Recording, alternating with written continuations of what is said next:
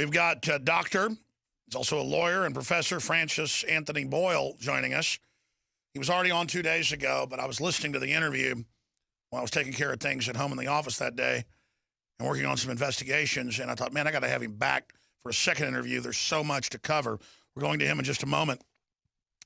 Obviously, there is a big concern out there, and people are starting to panic over Ebola because the government has acted so ineptly and has left the border open, let the flights come in. This medical doctor was sick and going to bowling alleys and A trains. That's the packed rush hour subways and to restaurants and cabs. This is getting really bad.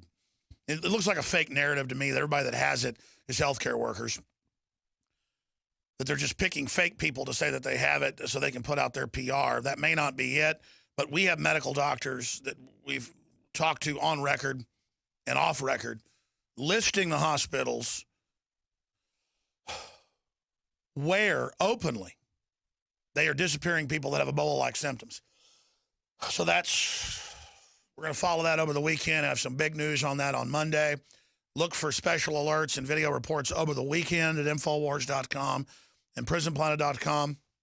I will assure you, this is not the type of off-the-chart ratings I like to have. In fact, we have the biggest audience, the most traffic we've ever had to Infowars.com, PrisonPlanet.com, to the podcast, the live streams, the video feeds. It's just off the chart right now because we're breaking so much because the rest of the media is pretty much controlled to a great extent, or they're ignorant.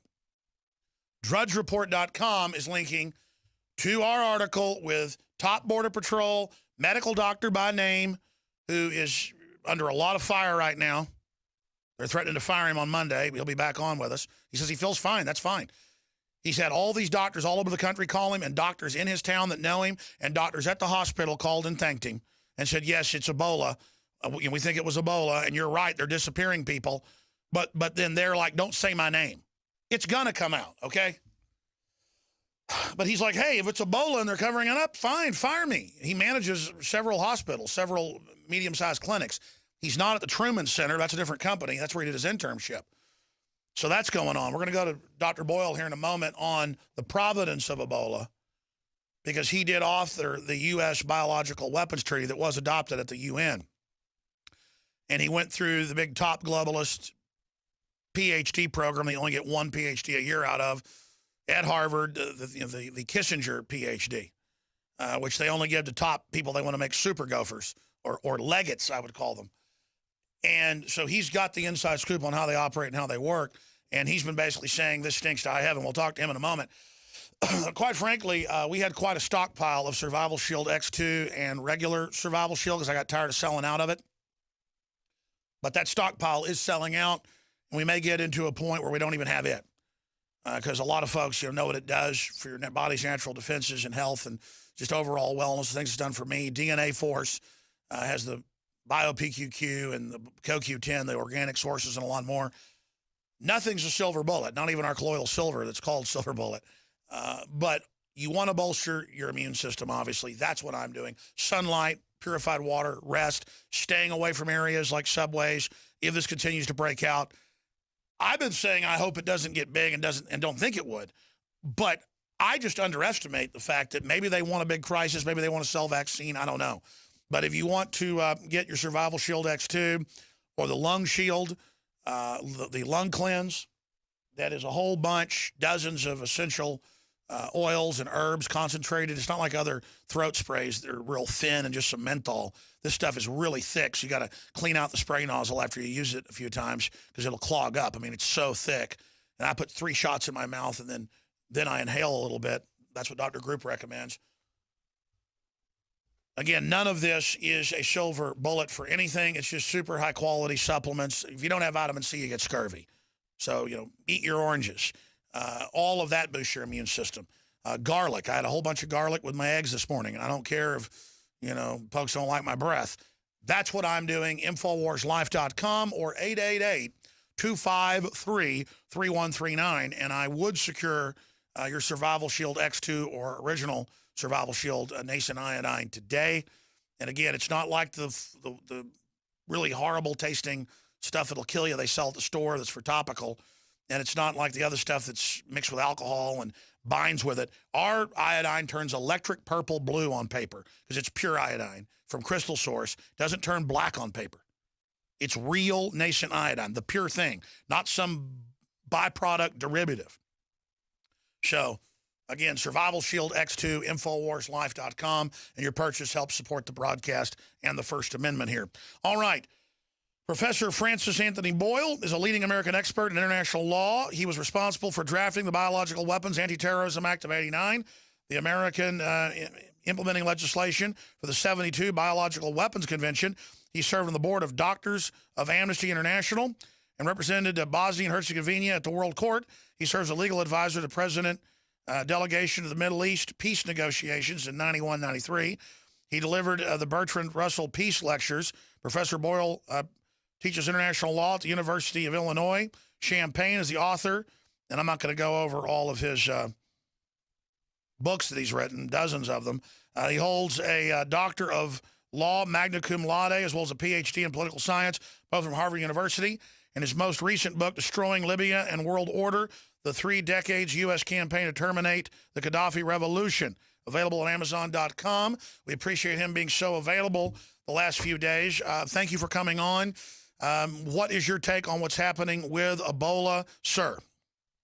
Well, thank you for having me on, Alex. And just one point of clarification, that Biological Weapons Anti-Terrorism Act that I did draft is on the Federal Criminal Code.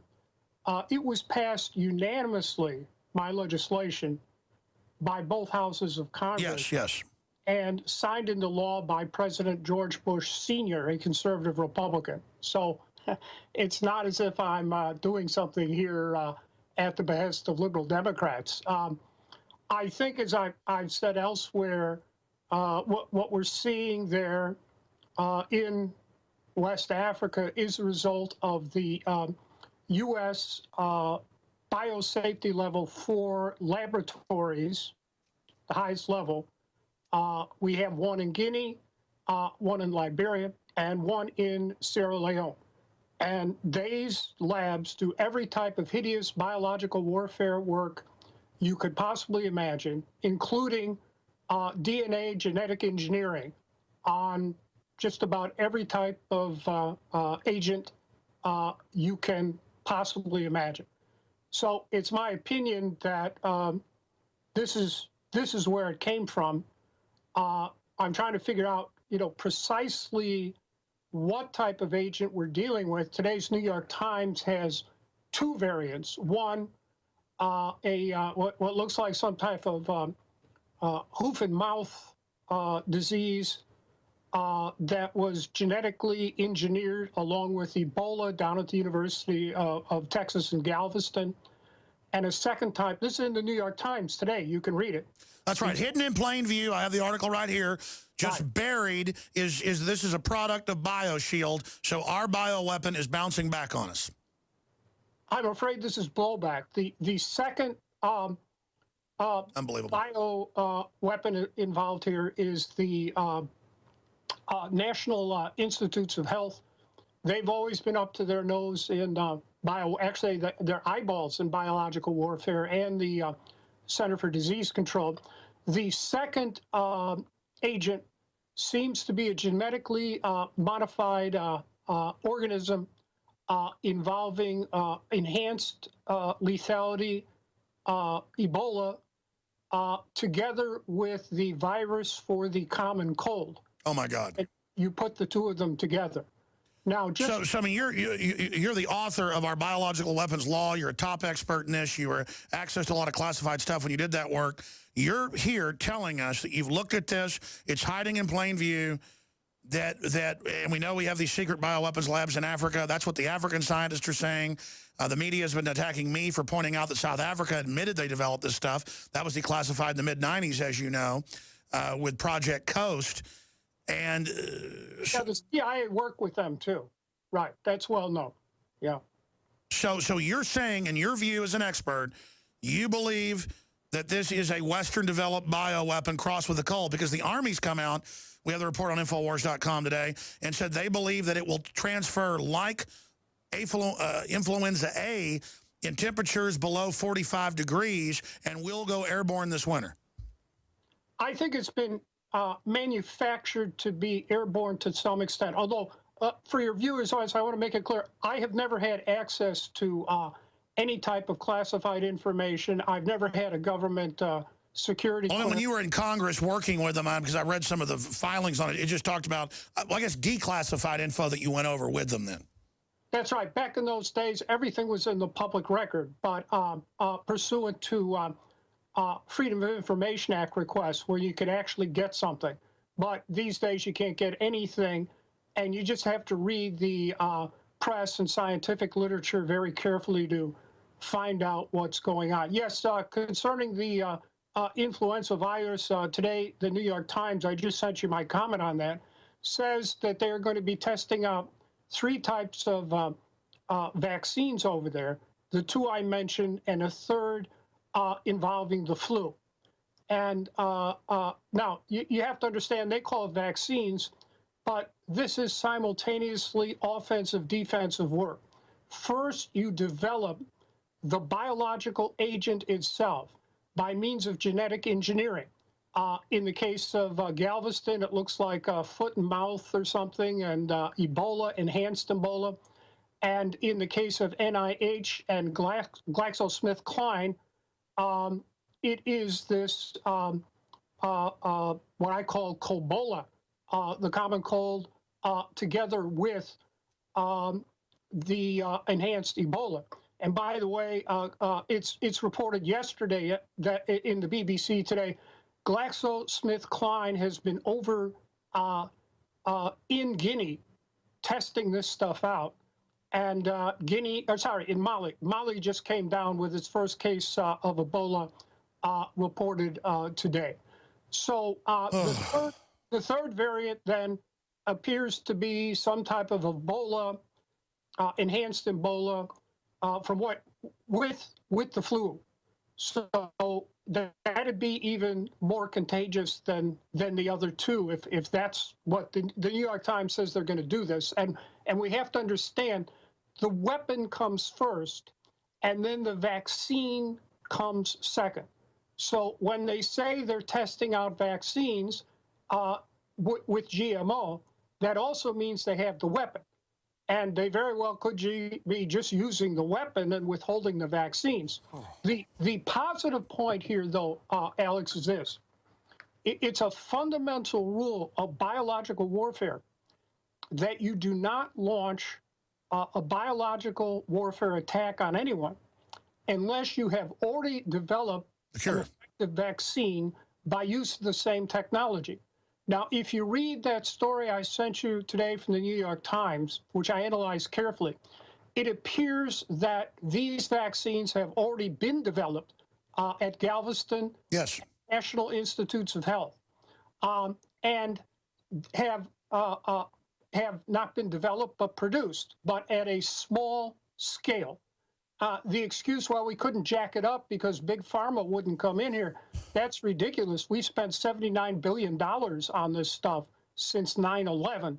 And maybe that's BioShield. That's the BioShield program. All of everything, all the biowarfare together, from 9/11 till now, we've spent $79 billion. Well, Dr. Boyle, that's what all my listeners have been saying the last month, is that, again, we're not biological weapons experts like you, but we can look at it and say, Ebola's been around for 30-something years in the news. Magically, they've got all these vaccines they say are going to be ready just by the end of the year next year, that lo and behold, basically match what we see popping up in Africa. And the Africans are saying, listen, there's been UN vaccination programs and other things. That's where it's coming from. They're running. They know. And then it goes back to the boldness of the establishment. Why would Obama then and others let it spread everywhere around the U.S. and lie about it and disappear people? We now know that's going on. We just don't know the severity. Then I guess it's to hold the panic till they're ready to roll it out and then pose as saviors. It just seems like such a bold move. I really, this is the most crazy thing I've ever broadcast on. This is overwhelming me psychologically. I don't know what to say, Dr. Boyle. What do you think's happening? Yeah, it fits the pattern of what happened on September 11, 2001 with the anthrax attacks that we know those were U.S. government agents involved. That was super weapons grade anthrax, manufactured at Fort Detrick and Battelle, Dugway Proving Ground. And we know that the entire White House was on Cipro prior to those attacks because they knew the attacks were coming. That's Associated Press.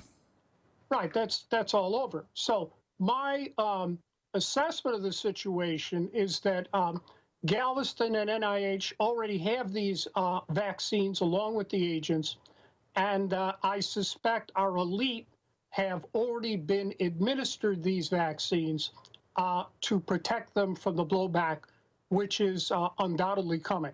If you look at the New York Times there, they've been working on these vaccines since Ebola was first sent. The WHO, which, by the way, does what the CDC tells them to do, ordered Ebola in 1976 sent to Porton Down, which is the British equivalent of our Fort Detrick. And that's where they got caught doing all the Mengele experiments on the troops. Right, and that's their Fort Detrick, and it obviously was sent there for weapons purposes, and then it was sent to CDC. And CDC has always been up to its eyeballs in biological weapons. I have an official government document here establishing that CDC was doing biowarfare work for the Pentagon no later than 1988. And they had to have constructed the lab before that. So CDC is in on this. But they've had all those years from 1977 till now to develop the Ebola as a bioweapon and a vaccine. And now they magically have it. We're going to go to break, and I want to come back and ask you this question, what you think about it. We get to the money, too. I'll talk to that in a minute. Yeah, we'll talk about vaccines, money. Dr. Boyle's our guest, author of the Biological Weapons Law and Terrorism Law and Treaties and other things. Just simply amazing. I mean, I have 3 children. I'm so upset about this because here's what I see, and that's what I want Dr. Boyle to talk about when we come back. They wouldn't be doing something this dangerous, this bold, this crazy, that makes them unpopular if it wasn't for some other bigger goal. They may be going for broke. This may be the big one. That's why I'm so upset, is the government is at the top is acting so crazy. And I don't think it's an ineptitude, like Dr. Boyle says. It's pretty much a staged deal. The question is, what is it? Look, I've made a big study of history because I find it fascinating. Other folks watch sitcoms. I read history books. At least when I had time, I did. And you end up getting mental illness in government and corporations throughout history, companies, organizations. It's kind of like a dark logic. It's like a twisted economy. People start cheating in war, cheating in business. Then it becomes whole systems of fraud. Then you get inventiveness in corruption and plots and conspiracies. And no matter how many of them get declassified or whistleblowers exposed, the greed, the evil just grows. And we're entering that cycle right now. So I'm kind of answering my question that I asked Boyle. I want Dr. Boyle's take on this. It's just this. I see the actions of the ruling system worldwide, and it's very Nero-esque. It's very arrogant, narcissistic, mentally ill. Mental illness can destroy families. It's destroyed friends of mine. I've seen it destroy people in business. People end up thinking they're Jesus, or people end up thinking you're a space alien, schizophrenic type stuff.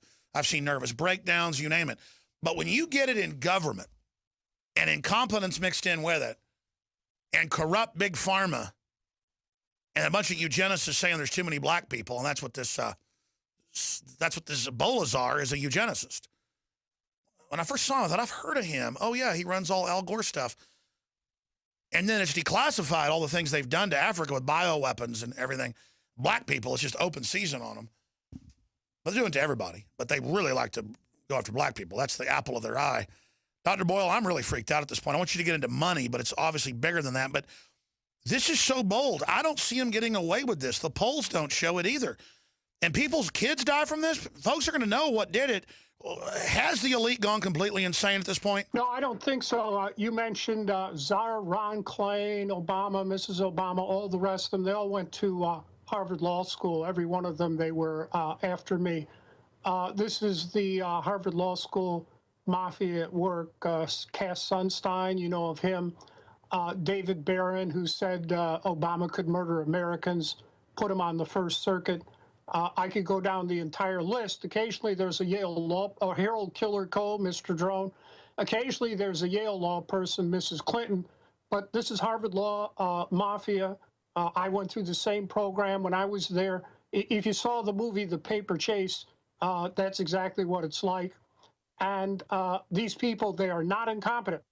They are very bright, very intelligent, very well trained. No, I understand that, but I'm saying... Let me finish my point. Sure. They are completely ruthless and unprincipled. Yes. So, sure, we could say that Hitler and the Nazis were nuts, but I don't think that gets us anywhere. You know, during the war, the OSS did commission a psychological profile of Hitler by psychoanalysts, and I've read it, trying to explain what motivated the man. The Mind of Adolf Hitler, the Secret Wartime Report. That's correct. So I see no point in saying these people are nuts. These people went through the same program that I went through, and they've been trained to operate this way. Czar Ron Klain, Harvard Law School buddy, Elena Kagan, I can go down the whole list. Larry Summers stole from Main Street to give to Wall Street, Harvard president. That is who we are dealing with here. All right, final segment. And Doc, sorry I interrupted you earlier. I know this is a really hardcore subject. I know that they're scientifically cold-blooded and smart.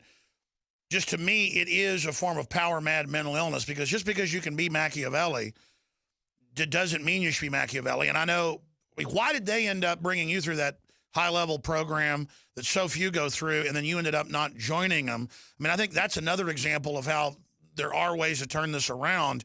I don't think they're invincible. A, I want to get your take on that, and then B, follow the money. Give us your take on that. No, they're not invincible, but they've been trained to think like Nazis, and that's pretty much what we're dealing with. These neoconservatives go back to Strauss. Leo Strauss. I went there as an undergrad. They trained me to be one of them, too. And his godfather was Carl Schmitt, the leading Nazi jurisprudence of his day, who justified every hideous atrocities the Nazis ever inflicted, including against the Jews, for our Jewish listeners out there. As to the money, yes, these two bioweapons vaccines that I've mentioned have already been patented. You can see in today's New York Times, the Galveston weapon vaccine has been patented, and it's already been reported that the National Institutes of Health, CDC, have a patent on the technology behind Colbola.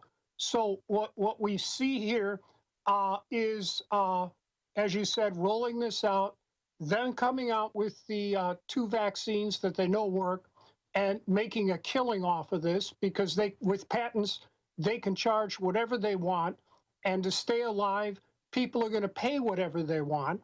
And so what we're going to be seeing is the rich will get either one or both of these drugs, and poor people who can't afford them will have to, do the best they can. I really don't know what to say about that, Alex. Well, it's like Germany. A few years ago, it came out, even in the BBC, that they had, quote, clean vaccines. So they'll run limited runs that are actually good vaccines. Who knows what will be in the other vaccine from the group that brought us the Ebola to begin with? Well, I think that's what we've seen here. That is, I think if you read the New York Times today very carefully, they have vaccines already that work for these two different types of Ebola weapons. And my guess is that, our leadership elite has probably been administered these things already. The positive sign, however, is we need to get access to those two vaccines. And there is a special procedure there in the WHO where you can, and World Trade rules, you can break patents for public health. And we need to get those vaccines immediately, the real ones, not any fake ones, and get them, if my surmise is correct, and this is my surmise, get them into mass production immediately at reduced rate, certainly for the people of West Africa, because I'm not sure how much time they have between you and me. Well, Dr. Boyle, we're also thankful for you. Folks can find all of your books on Amazon.com. You've got Destroying Libya and World Order, the 3 decades U.S. campaign to terminate Gaddafi revolution. If folks want to read real information that's been very well vetted, they should get your books. We've talked about this over the last decade you've been coming on or so. We've never done it. I should have you on, not when it's breaking feverish news, but for an hour sometime to talk about Harvard, to talk about that PhD program, the Kissinger-Brzezinski program that so few are part of, and to talk about the mindset, because to know our enemy is important. And well, that's the way I saw it. I was a bull for the peace movement for 10 years at the University of Chicago with all the neocons, and at Harvard for 7 years with 4 degrees. Including teaching 2 years at Harvard. Right, that's exactly what I did.